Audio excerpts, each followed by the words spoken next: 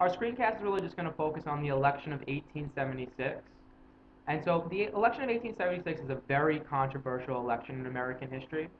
So let's just take a look at the electoral map, which you guys kind of have in front of you right now.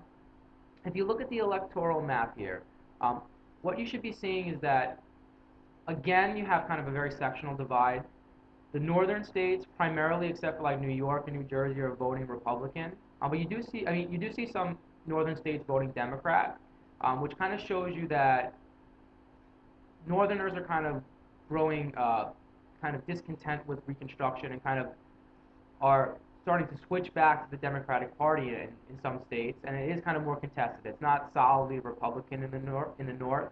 But what you look at in the South is that you have big changes, because during Reconstruction, the South was really primarily Republican. And what happens is kind of what they call the solid South, meaning that the South is going to vote Democratic pretty much all the time, in the time period from the 1870s into the 1920s and 1930s, is starting to kind of return here.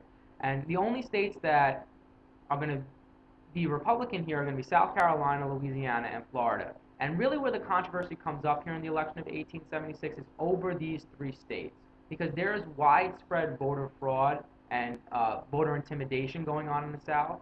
And so these states kind of come under contention whether or not the Republicans actually won these three states. So the two candidates in this election are Rutherford B. Hayes, who's the Republican candidate, and Samuel J. Tilden, who's the Democratic candidate. So Tilden actually wins the popular vote here. But as we know in American history, winning the popular vote doesn't really necessarily make that much of a difference.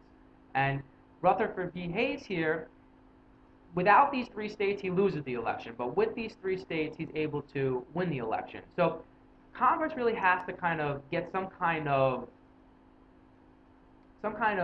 investigation into the election to see if he actually won these three states in the South. And so what this picture is kind of showing you here is a little bit of the voter fraud and the controversy over the election here. And Tilden kind of depicted in this political cartoon is kind of seen in between the Confederate states and, you know, U.S. soldiers, kind of the battle that's going on here that we've been talking about over and over again in the South. And now, what ends up ensuing here from this congressional investigation is known as the Compromise of 1877. And I put compromise in quotations here because it's not a compromise like some of the other ones that we've talked about. It's much more of a backroom deal here. And what happens is that Tilden agrees to give up the White House, meaning that he agrees kind of with this congressional investigation to kind of pull back his bid for the White House. And he's just going to kind of accept the fact that Hayes has won these three states, even though that the electoral votes might be contested. And what Hayes basically agrees to do is to remove the federal troops from the South.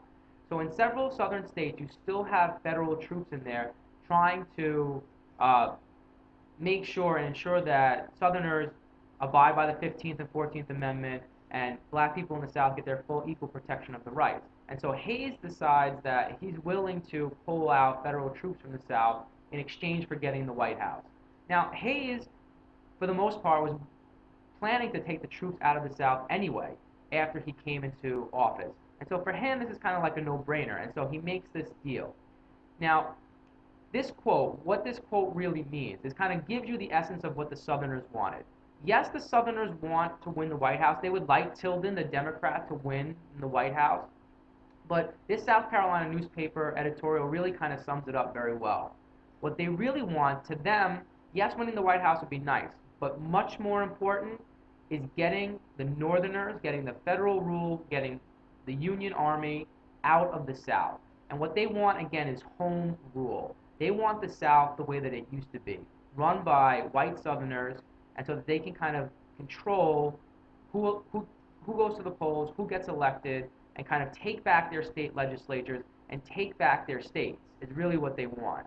And so by making this agreement, Hayes is basically kind of leaving the South on its own and kind of giving them home rule and pulling out and ending Reconstruction here. Now, Reconstruction has been a long process. It's been over 10 years at this point. So it kind of becomes the question of how long do you kind of leave the troops in there? How long is too long? And when is it time to kind of pull out? By this time, a lot of the northern public had kind of grown weary of Reconstruction.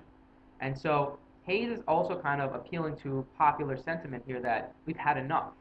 And so in class, I kind of brought up the wars in Afghanistan and Iraq as a very good analogy to the period of Reconstruction, because you see this again. You see the public in America kind of saying, well, we've had enough of the war on terror. We've had enough of Afghanistan and Iraq. And you see very much the same sentiment in the North in regards to Reconstruction by this time, by 1877. You're going to have this idea, well, when is enough enough?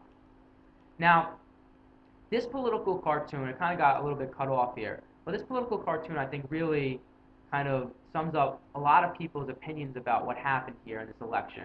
What you're supposed to see here, and it's kind of hard to see, but this woman here is supposed to, it says here on this woman's dress, the solid South. And the person who's supposed to be walking away with her is supposed to be Rutherford B. Hayes. So he's getting the solid South by kind of making this deal. But really, what you see here is kind of like the devil. And this is actually supposed to be a member of Congress. His last name is Conklin, who kind of orchestrated this compromise. But the overall message here, I mean, you should take the quote and kind of think about the quote and what does it mean. But the overall message here is that he kind of made like a deal with the devil, that by gaining this election, he left the South alone and agreed to leave the South alone. But did it really kind of undo everything that Reconstruction stood for? And so that is the real discussion we're going to have in class tomorrow. We're really going to try and evaluate Reconstruction, and if you think it's a failure, why do you think it's a failure? Who's to blame for the failure? So your textbook kind of goes into that a little bit, but I really want to kind of dive into it deeper and get some historians' opinions about Reconstruction, and I really want you to try to formulate your own opinion about it. Because if you do think it's a failure, what I want you to think about before you come into class tomorrow is, why do you think it's a failure? And who is to blame for this failure of Reconstruction? And is it possible for it to have been a success? And what would the better plan have looked like? All right, guys. I will see you tomorrow. Don't stress out too much about your midterm exam. Definitely start to study. Do not leave it all until tomorrow night. I'll see you tomorrow in class.